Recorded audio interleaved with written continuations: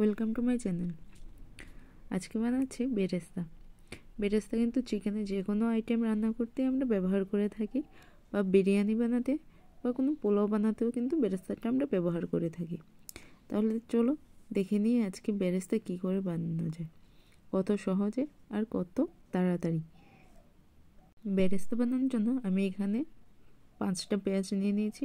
আপনার যতটুকু প্রয়োজন সেই পরিমাণ পেঁয়াজ আপনারা নিয়ে নেবেন।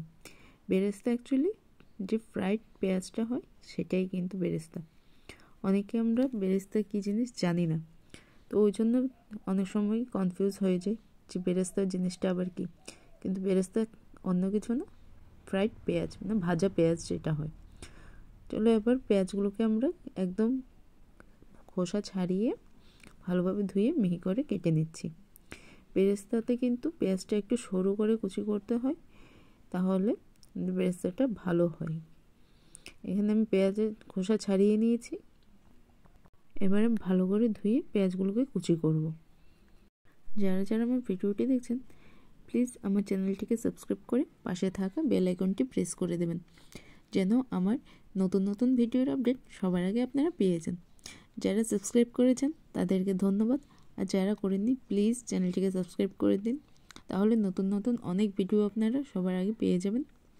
আর আপনারা যেসব ভিডিও রেসিপি চান সেগুলো কমেন্ট করে জানিয়ে দিন, তাহলে ওই রেসিপিগুলো অবশ্যই আপনাদের সাথে শেয়ার করব। একদম ঘরোয়া পদ্ধতিতে, খুব সহজ পদ্ধতিতে, রেস্টুরেন্ট স্টাইল হোক বা গ্রাম্য পরিবেশের যে রান্না হোক, সেগুলো আপনাদের সাথে খুব ইজিলি আমি শেয়ার করে দেব।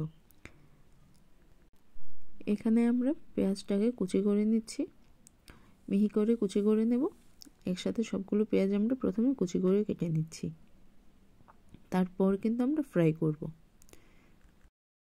পেঁয়াজ কুচি করার সময় ছুরিটাকে যদি আপনি জলের মধ্যে ভিজিয়ে নেন একটু, তাহলে পেঁয়াজের ঝাঁঝটা একটু কম বের হয়।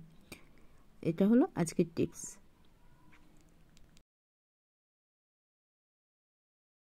এখানে আমার পেঁয়াজ কুচি করা প্রায় শেষের পথে, আর একটা পেঁয়াজ বাকি আছে। এখানে আমি সব পেঁয়াজ কুচি করে নিয়েছি। কুচি করার পর হাত দিয়ে একটু চটকে নিয়ে পেঁয়াজগুলোকে ছাড়িয়ে নেব, তাহলে আমাদের বেরেস্তা করতে কিন্তু সুবিধা হবে। যেগুলো পেঁয়াজগুলো একসাথে লেগে লেগে আছে এগুলোকে হাতে একটু ছাড়িয়ে নেব, মানে একদম ঝুরঝুরে টাইপ হয়ে যায়। এবার কড়াইয়ে তেল দিয়ে আপনি যতটুকু পেঁয়াজ নিয়েছেন সেটা ভাজার জন্য, যেহেতু আমরা ডিপ ফ্রাই করবো তাই তেলটা একটু বেশিই দেবেন। দিয়ে তেলটা গরম হওয়ার পর একটা দুটো পেঁয়াজের কুচি দিয়ে দেখবেন কতটা গরম হয়েছে। তেলটা কিন্তু প্রথমে ভালোভাবে গরম করে তারপর আমরা পেঁয়াজগুলো দেব।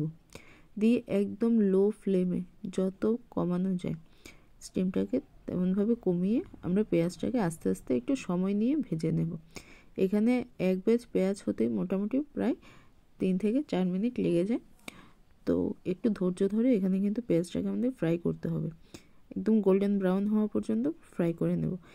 যদি পুড়ে যায় তাহলে কিন্তু তেতো হয়ে যাবে, পেঁয়াজের যে মিষ্টি ভাবটা ওটা কিন্তু নষ্ট হয়ে যাবে। তাই একটু নাড়াচাড়া করে করে 2-3 সেকেন্ড পর পর একটু নাড়াচাড়া করে আমরা গোল্ডেন ব্রাউন হওয়া পর্যন্ত ফ্রাই করে নিচ্ছি। দেখুন এখানে আমার পেঁয়াজটা কিন্তু একদম পারফেক্টলি গোল্ডেন ব্রাউন হয়ে গেছে। এবার এটাকে আমি তুলে নেব। এখানে আমাদের বেরেস্তা কিন্তু রেডি। এভাবে সেম একইভাবে আমি সেকেন্ড ব্যাচ ভেজে নেব। যেহেতু আমি 5টে পেঁয়াজ নিয়েছি, মিডিয়াম মাপের নিয়েছিলাম, তার জন্য আমার 2 ব্যাচেই হয়ে যাচ্ছে। যদি আপনারা বেশি নেন তাহলে আপনাদের একটু বেশি সময় ধরে ভাজতে হবে। এখানে দেখুন আমি বাটিতে তুলে নিয়েছি।